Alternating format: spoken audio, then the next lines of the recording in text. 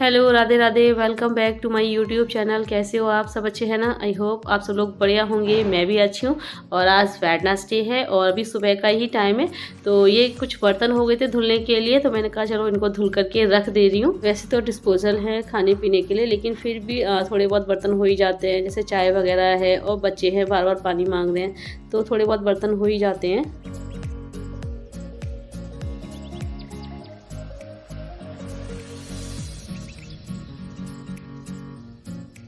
और तांशु भी अभी सो कर के जग गए हैं, तो मैं इनको दूध देती हूँ पीने के लिए, क्योंकि फिर मैं भी अपने काम में बिज़ी हो जाऊँगी।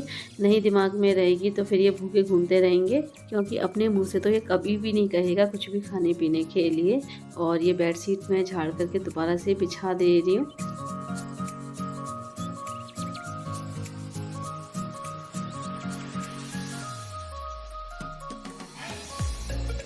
और आज मेड नहीं आई है, उसको फीवर आ गया है, तो उसका फ़ोन आ गया। उसने मना कर दिया कि वो आज नहीं आ पाएगी।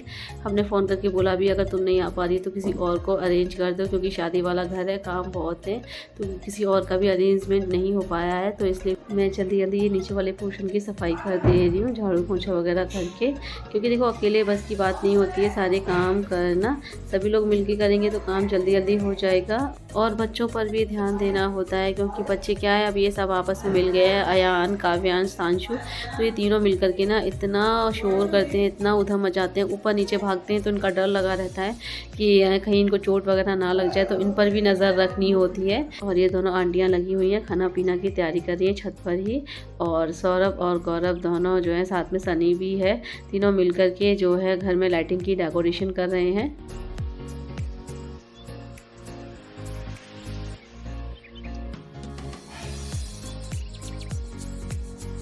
और अभी मैं यहाँ पर पूरे घर में पोछा लगा रही हूँ, साथ में गौरव और पापा से बात भी करती जा रही हूँ कि अभी मतलब क्या क्या काम रह गया है शादी का। और यहाँ पर पीने के पानी के लिए आरओ नहीं लगा हुआ है, बल्कि वाटर प्लांट से बोतल आती है पीने के पानी की, तो वही पानी यहाँ पर यूज़ होता है, वही मैं ले रही थी यहाँ पर।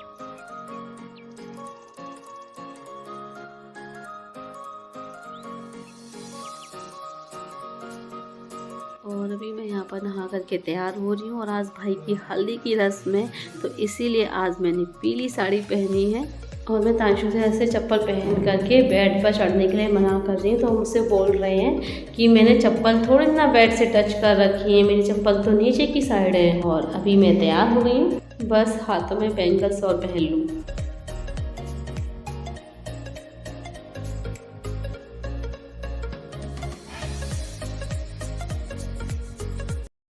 ये लो आंटी।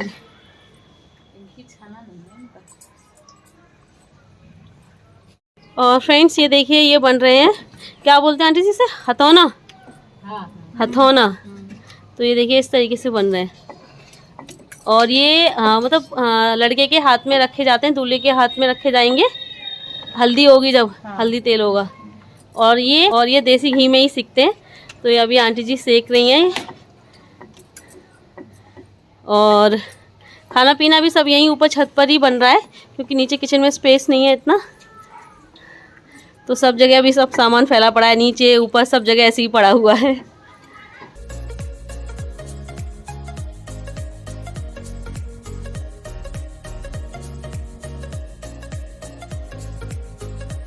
और अभी मैं ये नीचे किचन में आई हूँ, तो ये रिफ़ाइन के पैकेट लेने हैं, मतलब नीचे से ऊपर वाली जो किचन है उसमें आई हूँ।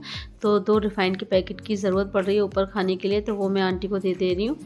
और ये हल्दी तेल के लिए मतलब पंडित जी भी आ गए हैं, क्योंकि आज सौरभ को कंगन भी जो है बांधा जाएगा, और वो कंगन पंडित जी ही बांधेंगे। तो मैं मौसी के साथ मिलकर यहाँ सबके बैठने का अरेंजमेंट कर दूँ, फर्श बिछा दूँ।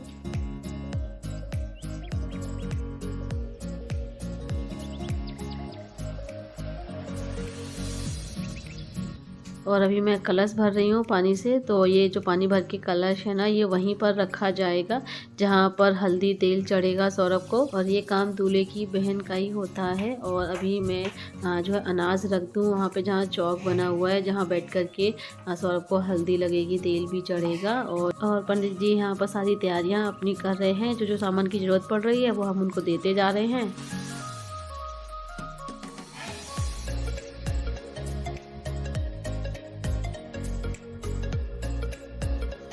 और सौरभ को तेल चढ़ने से पहले जो है माता रानी को तेल चढ़ाया जाएगा, तो उसके लिए हम मंदिर जा रहे हैं और वहाँ तेल मुझे ही चढ़ाना है, क्योंकि ये भी रस्म दूल्हे की बहन ही करती है और इसमें मम्मी नहीं जाती हैं, तो मम्मी घर पर ही हैं।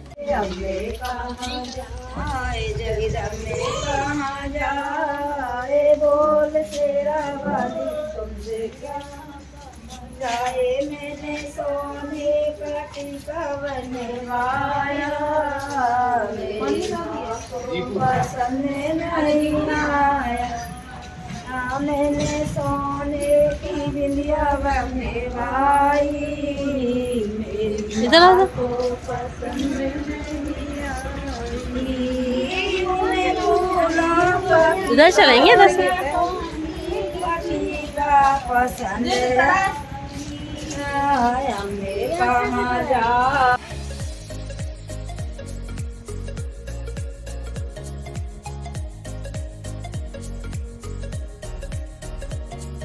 और अभी ये मंदिर आ गई हूँ। जैसे जैसे नाइन आंटी और सभी आंटियाँ बताती जा रही हैं, मैं वैसे वैसे करती जा रही हूँ। तो सबसे पहले जो है मैया पे जल चढ़ाया है, फिर उसके बाद तेल चढ़ाया है, फिर हल्दी से तिलक करके घी गुड़ से पूज करके आशीर्वाद ले लिया है।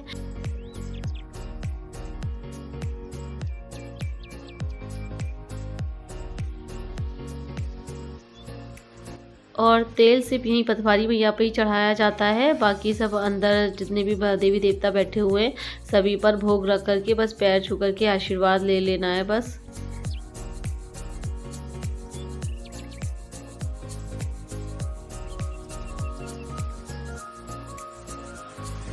और तेल चढ़ा करके फिर सीधे घर की ओर आ रहे हैं, वो भी गाना गाते हुए। और आज की इस रस्म में ना ज़्यादातर सभी ने येलो कलर की ही साड़ी पहन रखी है।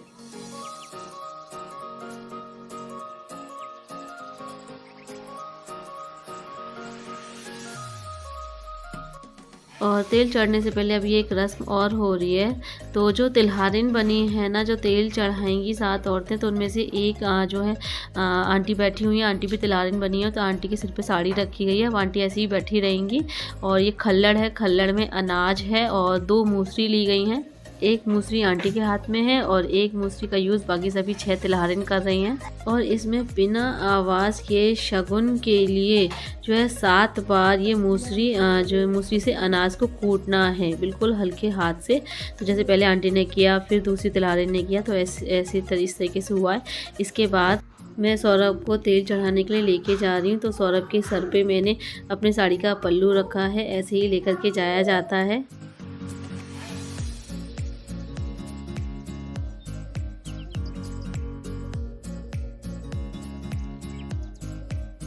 और अभी पंडित जी यहाँ पर अपनी रस्म कर रहे हैं और नाइन आंटी सभी के पैरों में महावर लगा रही हैं, जितनी भी सब तिलहारिन है सभी के पैरों में लगा रही हैं। और अभी मैं सौरभ को तेल चढ़ा रही हूँ और ये तेल ना दूब घास से चढ़ाया जाता है। तो दूब घास को ऑयल में हल्का सा डुबो करके फिर जैसे मैं कर रही हूँ वैसे किया जाता है, 5 या 7 बार करना होता है। और जब मैं तेल चढ़ा रही थी तो आंटियाँ वगैरह कहने लग रही थी कि जो दूब घास है उसको अच्छे से ऑयल में डुबो, पता ही नहीं चल रहा कि तेल चढ़ भी रहा है या नहीं। और इस तरीके से ना सभी 7 तिलहारिन ने तेल चढ़ाया है। और बस अब दूल्हे राजा को हल्दी लगनी और बाकी रह गई है।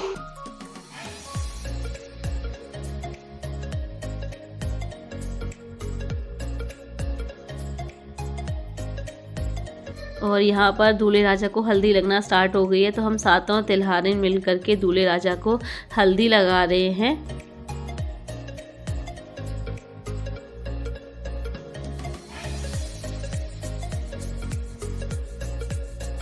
हल्दी लगने के बाद ये अब एक और रस्म है। तो इसमें सिल पर छिलके वाली उड़द की दाल रखी हुई है, जो कि जितनी भी तिलहारिन है सभी को हल्का हल्का सा पीसना होता है। और वैसे तो ये पूरी दाल पिसेगी, लेकिन सबसे लास्ट में इस रस्म को जो करेगा ना वो फिर इस पूरी दाल को पीस देगा। और ये सर पे साड़ी रख करके और पल्लू में बतासे लेकर के की जाती है ये रस्म। और इस दाल की ना फिर बरी बनाई जाएंगी और वो बरी ना कल मंडप वाले दिन कढ़ी बनेगी तो उसमें यूज़ होगी।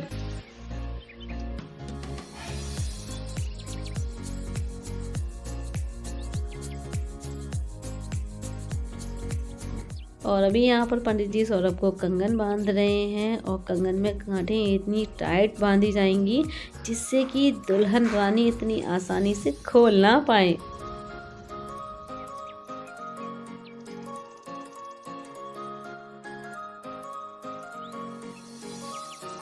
और अभी रमा ने सौरभ को काजल लगाया तो मम्मी उसका नेक दे रही हैं। इसके बाद मैं यहाँ पर सौरभ का आलता करूँगी। और अभी सौरभ बिना मुड़े मम्मी के पल्लू में खीकरी और बतासे हाथ में लेकर के डाल रहा है। और फिर सबसे मतलब 4 बार ऐसे करना है, फिर 5वीं बार में पूरा सूप जो है मम्मी के पल्लू में डालना है बिना मुड़े।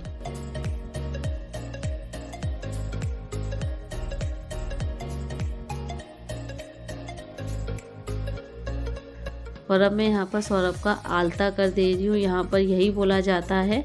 तो इसमें मतलब थाली में रोली चावल होते हैं, सुपारी वगैरह होती है, हल्दी होती है, धूप घास रखी होती है, बतासे वगैरह होते हैं। तो जो पूरी थाली से आलता करना होता है। और फिर मैंने तिलक लगाया है। उसके बाद जो जल में लोटे में जो जल है वो चारों कोने पे पत्ते से छिड़का है। इसके बाद सौरभ को अंदर लेकर के चल रहे हैं। यहाँ पर मम्मी ने देवी देवता बनती है तो मम्मी यहाँ पर सौरभ को धूप दिलवा रही है। इसके बाद उसका मुँह झूठा करके मतलब कुछ खिला करके फिर उसको वहाँ से उठा देंगे।